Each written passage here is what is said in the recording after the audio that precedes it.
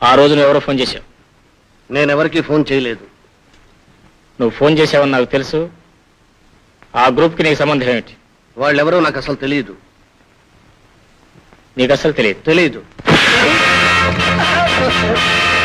Excuse me inspector, ఇతను నా client. Bail మీద తీసుకెళ్ళటానికి నేను వచ్చా. ఆ స్కౌండ్రల్ మీ క్లయింట్? అతను నా క్లయింట్, స్కౌండ్రల్ మాత్రం కాదు. Excuse me. అతను మీ క్లయింటే కావచ్చు, కానీ నేరస్తుడు.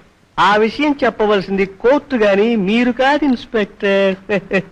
Excuse me. Stop your bloody excuses.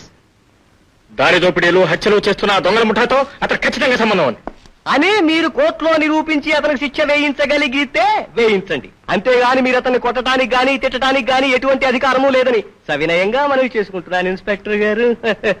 Excuse me. Mister, మీ తెలివితేటల్ని న్యాయాన్ని రక్షించడానికి ఉపయోగించడం మంచిది కానీ డబ్బు కోసం దొంగల్ని, హంతకుల్ని, నిర్దోషులను నిరూపించడం మంచిది కాదు. ఎక్స్క్యూజ్ మీ ఇన్స్పెక్టర్, నేను ఒక్కడే డబ్బు కోసం పనిచేయటం లేదు.